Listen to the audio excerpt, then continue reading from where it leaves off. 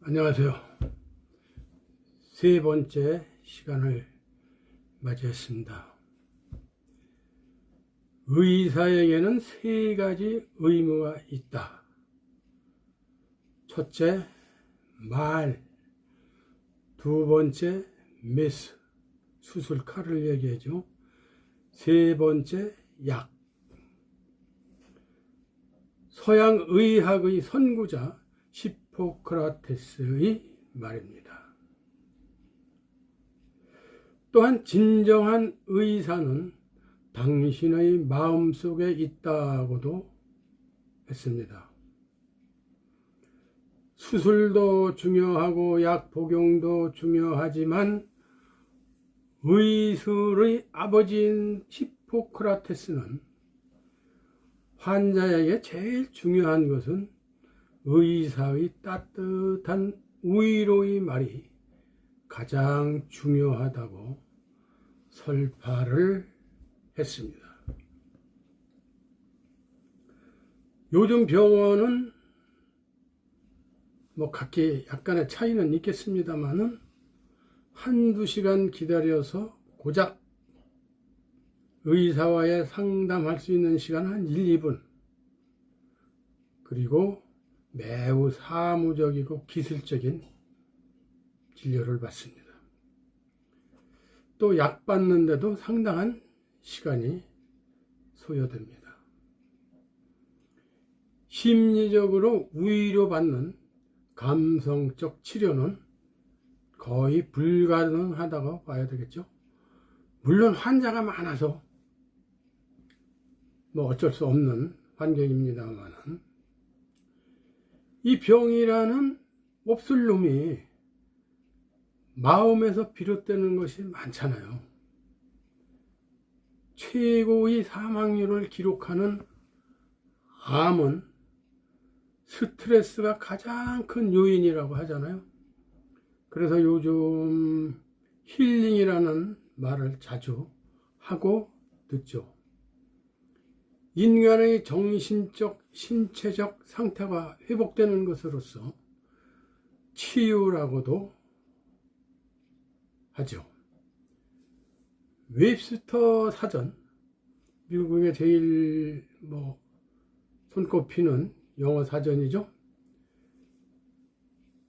이 사전에 따르면 힐링이란 건강하도록 치료하거나 회복하는 행위, 건강을 얻는 과정을 말한다고 되어 있습니다.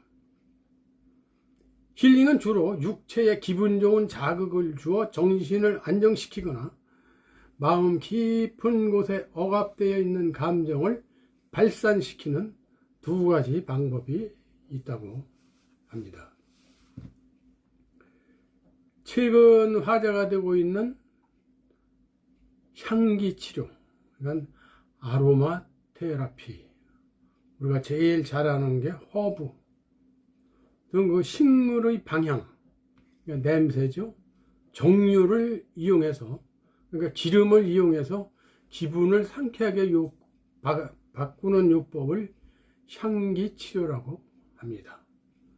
또 요가, 태극권 등의 보디워크, 그러니까 이제 신체적인 운동으로서 이제 치료를 하고, 명상, 좌선 등의 정신 통일, 또 자연식 등 심신의 통합 치료를 많이 하고 있습니다. 거기에 또 예술 치료, 아트 테라피, 그래서 그림을 그리거나 노래를 부르게 해서 억압된 감정을 밖으로 내보내는 시도죠. 또 상당히 오래된 개념인 이 비블리오 테라피, 독서 치료라고 하죠. 심리적 성장 및 심리 치료를 목적으로 하는 모든 독서 관련 행위를 비블리오 테라피라고 합니다. 건강 증진을 위하여 메스와 약 이전에 마음 다스림 말이 중요하다는 것을 입증하고 있습니다. 이 말은 실체가 있는 생명체이기 때문에 우리가 생각한 바를 밖으로 내보내면 그 말은 곧바로 다른 사람의 몸속으로 들어갑니다. 그리고 그 사람을 희망적이고 행복하고 에너지를 충만하게 만들거나 신나게 만들죠. 때로는 우울하고 못마땅하고 화나게 하고 아프게도 합니다. 또한 자신에게 하는 말은 뇌에 각인이 돼서 신체에 영향력을 행사하고 실체로 성취됩니다. 내가 한 말이 뇌에 각인되고 뇌는 척추를 지배하고 척추는 행동을 지배하기 때문에 자신이 말하는 것이 뇌에 전달되어 자기 행동을 이끌게 되는 것입니다. 데일 카네기가 이런 말을 했습니다. 오늘 누군가에게 무심코 건넨 친절한 말과 희망의 말은 말을 한 사람은 내일이면 잊어버릴지 모르지만 그 말을 들은 사람은 평생 그 말을 소중하게 기억할 것이다. 실제 이런 사람들이 많이 있잖아요. 어린 학생 시절 선생님이나 이웃 어른의 따뜻한 말씀에 용기를 얻어서 열심히 노력해서 성공한 미담의 주인공들은 우리가 흔히 볼 수 있는 그러한 사례일 겁니다. 덕담은 돈보다 더 귀하다고 했습니다. 여러분이 동의보감 잘 아시잖아요. 동의보감. 허준, 이거 연속극도 너무나 유명했기 때문에 허준이 선조의 명을 받고 편찬을 시작해서 광해군 2년에 1610년에 마무리하여 완성하고 3년 후에 1613년에 간행된 의학 서적인 거는 여러분 다들 아실 거예요. 대한민국 국보 제319호로 2009년 7월 31일에 유네스코에 의해서 세계의 유산으로 거듭난 보물입니다. 동의보감에 언어법이라는 항목이 있다고 합니다. 저는 못 봤어요, 솔직히.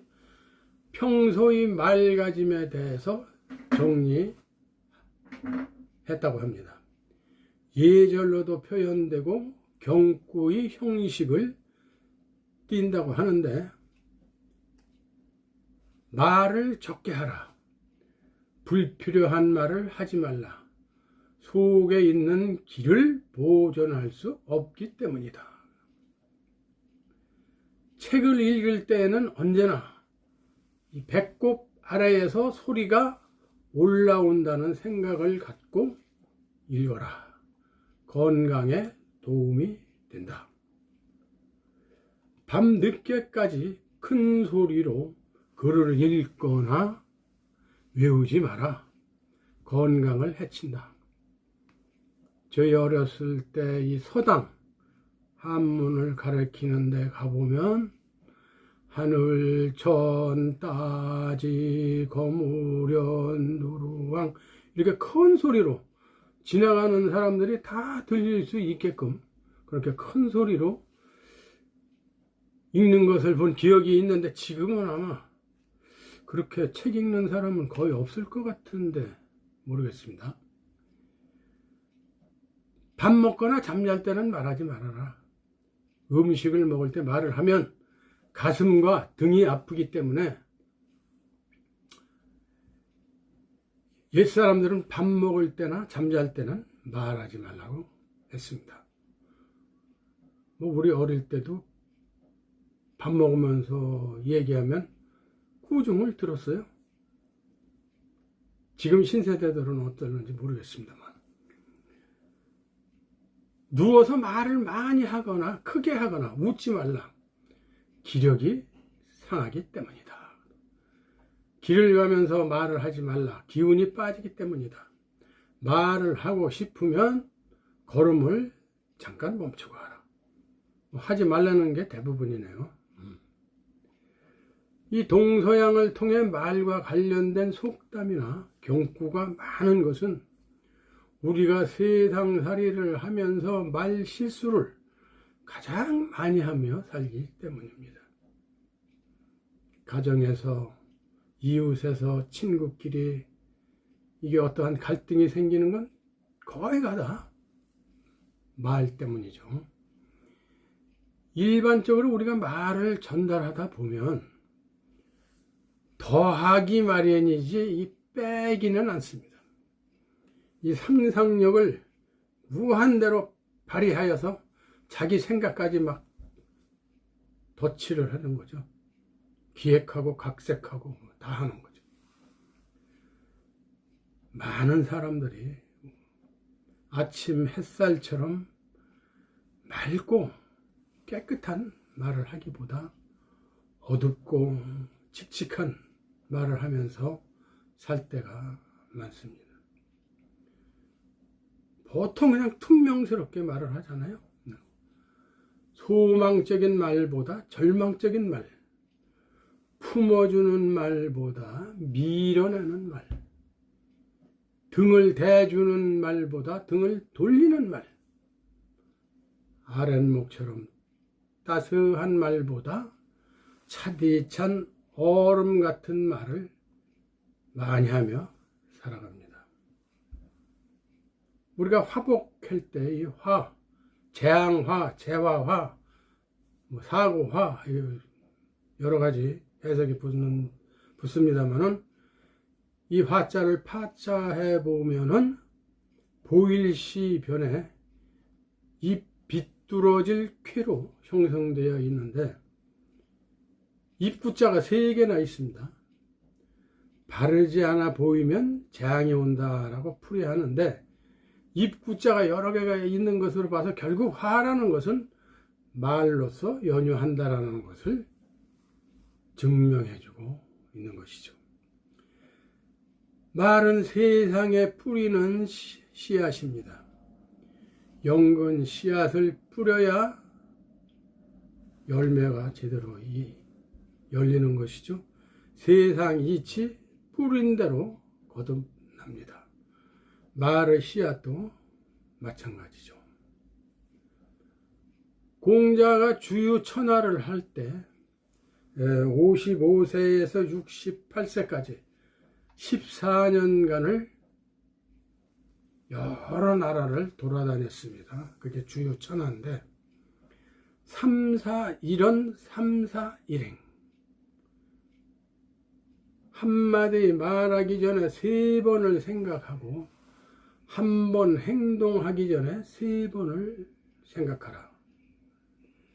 선행 후언 먼저 실천하고 그 다음에 말하라 했습니다. 또한 이 말이 번지르르하고 얼굴빛을 꾸미는 자들 중에는 어진이가 드물다고 했고 이 노노 계시편에 군자 유구사라는 게 있습니다. 군자가 살아가면서 생각해야 할 9가지, 그 중에서 언사충이라는 말이 나옵니다. 말을 할 때는 신중한지를 생각하라고 이릅니다. 또한 다산 정야공은 혼돈록에서 가외자 언야 두려워할 만한 것은 말이다 라고 했고, 또 러시아의 대문호 톨스토이, 여러분 톨스토이 너무나 잘 아시죠? 전쟁과 평화, 안나 카레리나 부활 등 대작을 발표한 톨스토이는 혀끝까지 나온 말을 도로 삼키는 것, 그것이 세상에서 가장 좋은 음료라고 했습니다. 말과 관련된 경구를 잠시 살펴보고 가겠습니다. 이 공자가 말씀한 말 앞엔 3번 생각하고 발 앞엔 늘 신중하라.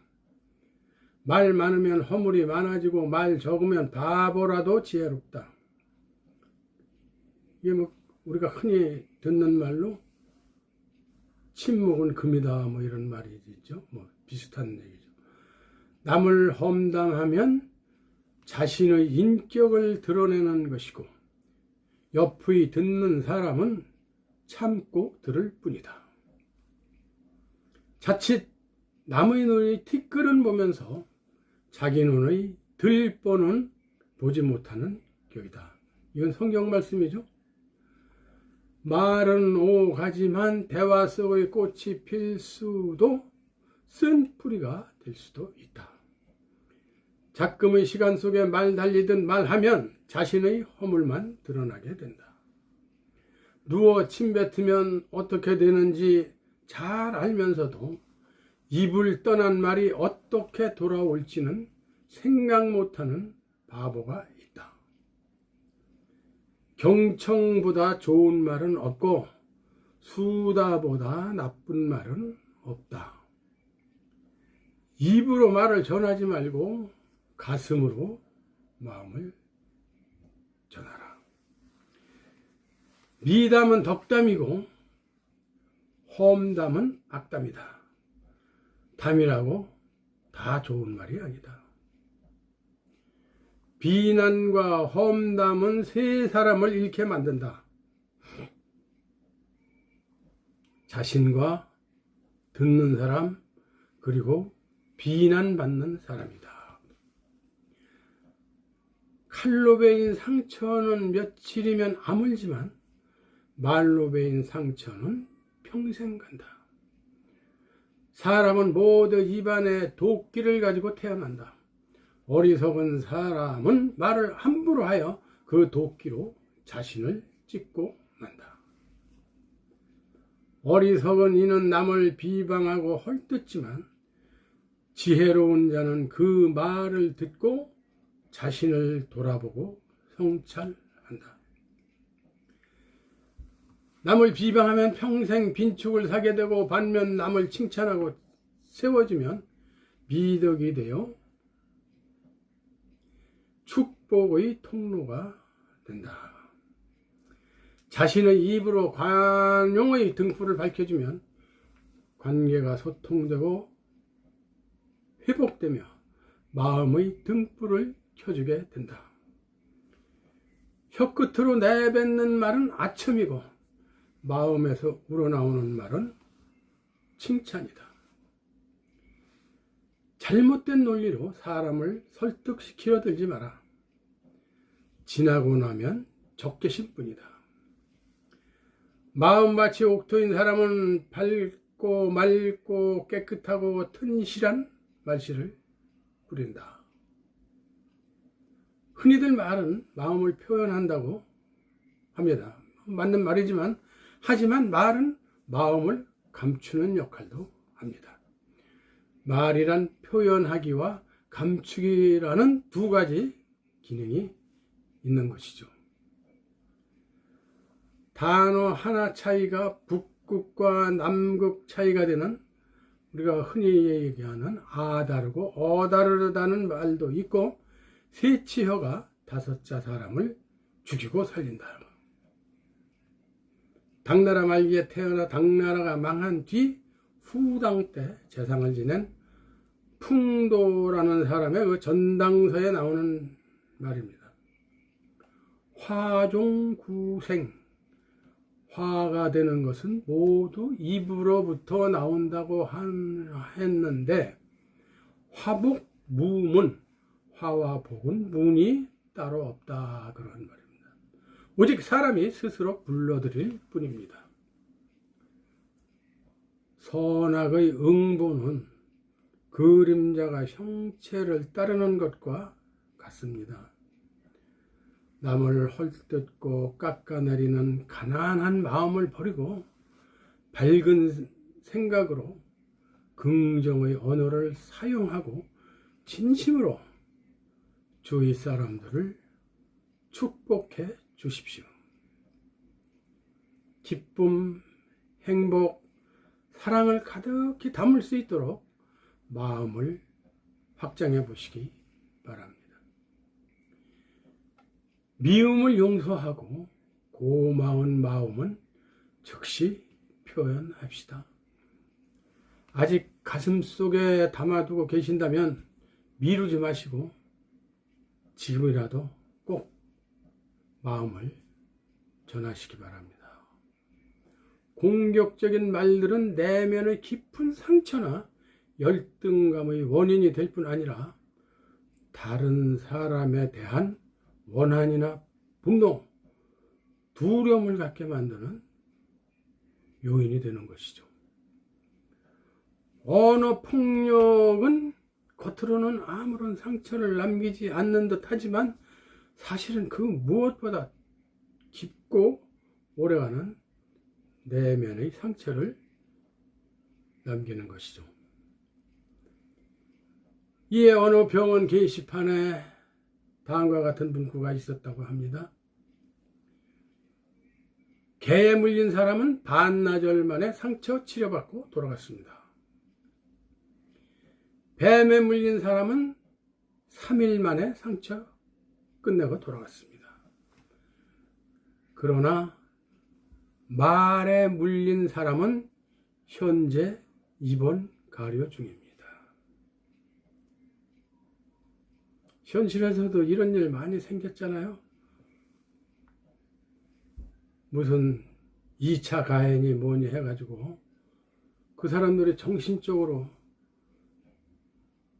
뭐 진짜 칼로 비었으면 진작에 퇴원했을 건데 지금도 그 트라우마 속에서 고통 속에서 살아가고 있죠. 한번 내뱉은 말은 다시 주워 담기 힘든 게 아니라 없죠. 주워 담을 수가 없어요. 무심케 던진 잘못된 말 한마디는 상대방의 가슴에 비수가 되어서 날카롭게 박히게 마련입니다. 말 때문에 가장 쉽게 마음의 상처를 받을 수 있는 곳이 가정이라고 합니다. 뭐 온화하고 화목하고 뭐 아주 행복한 가정이 많겠지만 또 세상살이가 다 공평하지 않잖아요.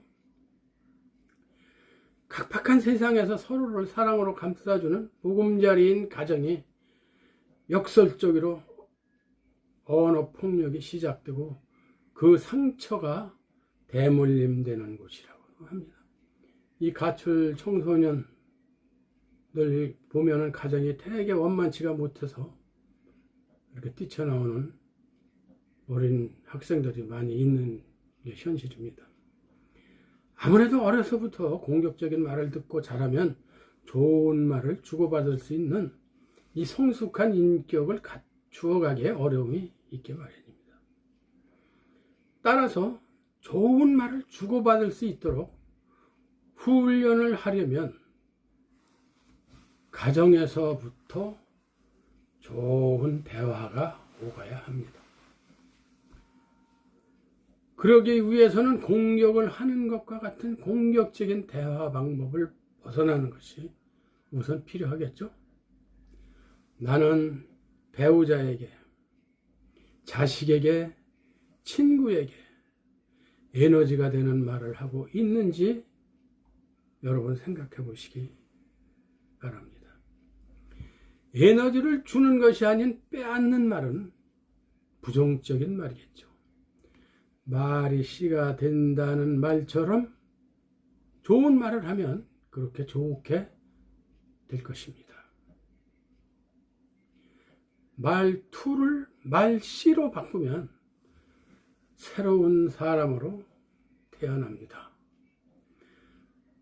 모든 가정의 아버지들이 퇴근해서 집에 오면 유치원 혹은 이 초등학생까지는 아빠 오셨다 하고 우 따라 나오고 물론 아빠 손에 들린 이 까까가 더 관심사일 수도 있겠으나 벌써 이 중학생만 되면은 뭐 나와서 다녀오셨어요 하면 다행이고 거실에 앉았다가도 각자 방으로 흩어집니다. 요즘은 아이들 귀가가 아빠보다 훨씬 더 늦죠. 뭐 학원 뺑뺑 돌다가 보면 12시, 1시 뭐 이렇게 들어오는 아이들이 많이 있으니까. 그런데 집안에서의 이 대화라는 것이 명령조의 핀잔이나 잔소리가 대부분이기 때문에 그런 소리 들으려고 하는 아이는 세상에 한 명도 없겠죠. 그러다 보면 대화는 단절되고 이 가정이라고 하는 것은 하숙집으로 전락을 합니다. 물론 부부간에도 마찬가지죠. 이게 부모 자식 간의 문제만이 아니고 부부의 다정한 대화가 아이들에게 더 큰 영향을 미치겠죠. 말투에서 말씨로 바꾸는 순간 멀어진 부모에서 가까운 부모로, 뚝뚝하고 무서운 아빠에서 자상하고 멋있는 아빠로, 냉기가 감도는 집에서 따뜻한 가정으로, 한 지붕 밑에서 기거하는 사람들에서 사랑이 넘치는 가족으로 변화될 것입니다. 대인관계에서 가장 상처를 받고 오해하는 원인이 바로 잘못된 말하기에 기인하지 않아요? 흔히 난 쟤 뭐 주는 거 없이 얄며 뭐 이런 미워 이러잖아요. 그게 순전히 말 아니면 행동이에요. 자신의 의사와 관계없이 상대에게 상처를 주는 불필요한 에너지를 낭비하고 있는 것이 우리의 현실입니다. 말은 단순한 의사소통의 매개체를 넘어서 말하는 이의 감정과 사상, 자기를 표현하는 수단인과 동시에 그 사람의 인격과 능력, 가치를 나타내는 현대의 필수 생존 전략이 되었습니다. 요즘 아이들은 아마도 2500년 전에 대학이라는 유교 경전에 쓰여 있는 이 말이 딱일 듯 싶습니다.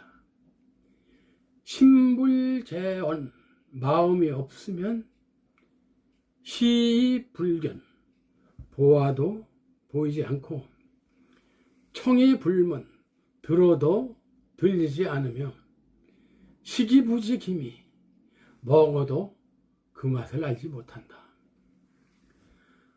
마음은 콩밭에 있는데 부모가 무슨 말을 하든 귀에 안 들어옵니다. 요즘 아이들이 특히 엄마 말 안 듣고 막 대들고 그러잖아요. 아이의 수준에 맞게 아이의 관심사항에 대해서 격려와 응원의 말만이 소통의 길입니다. 소통이 안 되면 곧 고통입니다. 잘한 것이 없어도 칭찬해 주세요. 칭찬은 고래도 춤추게 한다고 하잖아요. 자, 오늘의 팁을 말씀드리겠습니다. 이 스피치는 기술입니다. 기술을 익히는데 가장 좋은 방법은 반복 훈련입니다. 같은 단체에서 오랫동안 함께한 동료들은 행사가 끝나면 언변이 타고났다고 칭찬 아닌 칭찬을 합니다. 물론 제 얘기가 아닙니다. 하지만 행사 전 많은 시간을 내서 노력하는지 그들은 모릅니다. 고기도 먹어본 사람이 잘 먹는다고 스피치도 마찬가지입니다. 목수가 대패를 들고 서 있는다고 집이 바로 지어지지 않습니다. 말도 훈련해야 합니다. 그리고 말할 기회가 생기면 피하지 말고 부딪혀야 합니다. 여러분의 건승을 빕니다. 네 번째 시간에 다시 뵙겠습니다. 감사합니다.